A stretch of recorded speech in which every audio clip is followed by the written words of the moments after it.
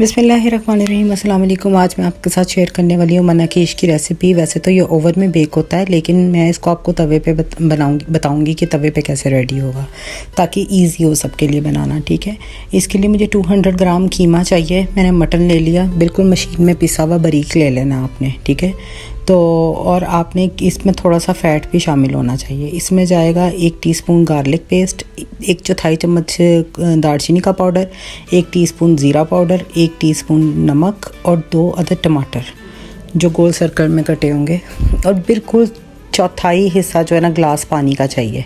अच्छा, अभी हमने करना क्या है कि सबसे पहले ना प्रोसेस हमने ये करना है कि हमने पहले एक प्रोसेस ये करना है कि हमने कीमे को रेडी करना है पहले। तो कीमे के लिए हमें क्या चाहिए होगा, मैंने कढ़ाई में थोड़ा सा पानी डाल दिया है और ये सारे ड्राई इंग्रेडिएंट्स और टमाटर जो है ना वो मैंने इसमें शामिल कर दिए हैं, और साथ में इसमें कीमा ऐड कर दूंगी और इसको कवर करके मैंने इसको कुक होने के लिए रख देना है कि ये अच्छे तरीके से जो है ना कीमा पक जाए और इसकी स्मेल भी नहीं होगी, और ये जो टमाटर है बिल्कुल मैश होके ड्राई हो जाए। यानी कि मुझे कीमा ड्राई चाहिए, लेकिन मसाले जो हैं उन सब का फ्लेवर इस कीमे में होना चाहिए। ये हो गया हमारा स्टेप नंबर 1। उसके बाद हमने क्या करना है, हमने थोड़ा सा जो है हम डो रेडी करने लगे, जिसमें 1 टीस्पून ईस्ट होगा, 1 टीस्पून सॉल्ट, 1 टीस्पून शुगर, और अंदाजे से मैंने तकरीबन 2 कप जो है ना वो मैदा ले लिया था। और इसमें सबसे पहले मैं शामिल करूँगी ड्राई इंग्रेडिएंट्स। हमेशा जब भी कोई ऐसी डो बनानी हो उसमें ड्राई इंग्रेडिएंट्स को सबसे पहले आपस में मिक्स कर लेते हैं कि ताकि कहीं पर भी वो अप एंड डाउन उसका फ्लेवर ना आए, इक्वल सब जगह पर हो।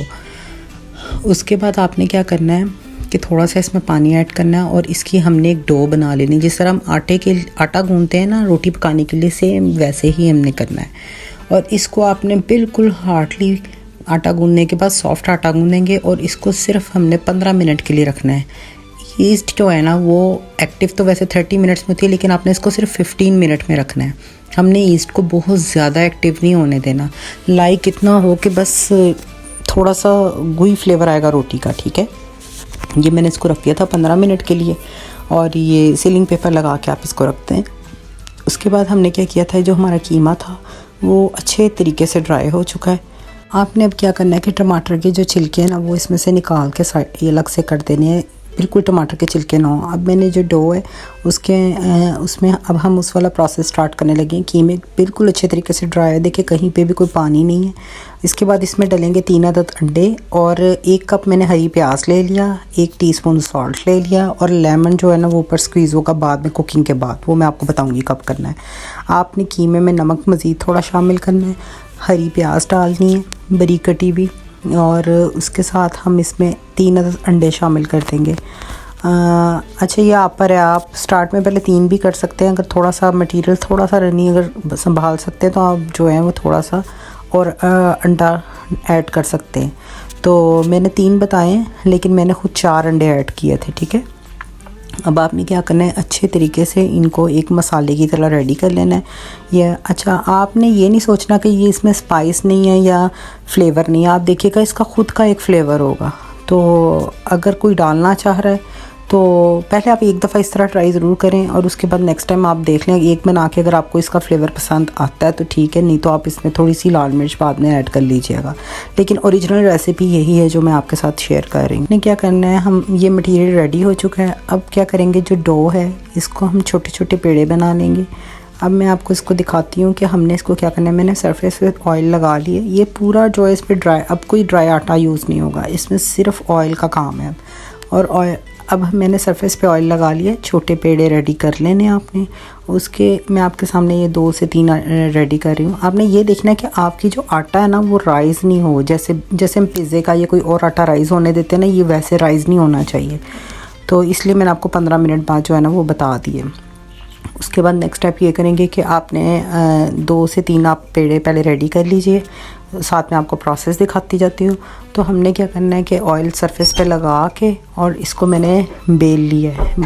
स्टार्ट में आपको थोड़ा सा मुश्किल होगा हैंडल करना, लेकिन आप थोड़ा सा जब इसको हल्का सा रोटी को एक जैसा बड़ा करेंगे, उसके बाद आपने इसको हाथ की मदद से जो है ना वो पतली रोटी करते जाना है, इसको फैलाते जाना है। अभी भी वो मैं नेक्स्ट प्रोसेस आप देखेंगे कि वो मैं कैसे कर रही हूँ। उसके बाद आपने क्या करना है, इसको जब आप इसको बिल्कुल पतला कर लेना है, और सबसे ज़्यादा आपने फोकस करना है इसके किनारे पतले करने पे, यानी कि इसकी जो साइड है वो बिल्कुल पतली होनी चाहिए।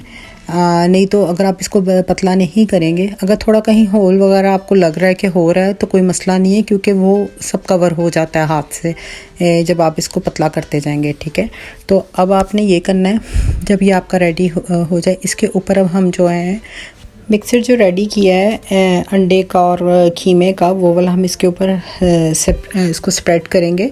लेकिन आपने बहुत ज़्यादा इसको फिल नहीं करना, ये खुद आप देखें मैंने बहुत कम कम लगाया, लेकिन ये इतना इनफ है। इससे ज़्यादा लगेगा तो वो आपसे हैंडल करना मुश्किल हो जाएगा।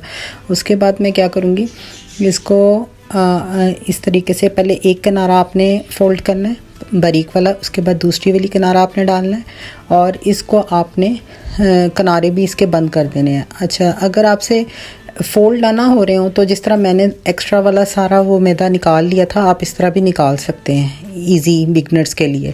लेकिन अगर आपका हो जाता है मैनेज, इसको बंद हो जाता है आराम से इसके जो किनारे, तो कोई बात नहीं, वो फिर ठीक है। बस ये याद रखना है कि आपकी जो एजेस हैं वो मोटे नहीं होने चाहिए।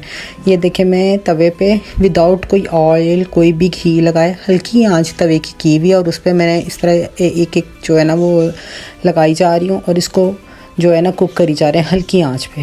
ये देखिए जी, हमारे जो मनाकीश हैं वो रेडी हैं। इसके ऊपर लेमन स्क्वीज़ करके आपने इसको जो है ना सर्व करना है, और खाना भी ऐसे ही है।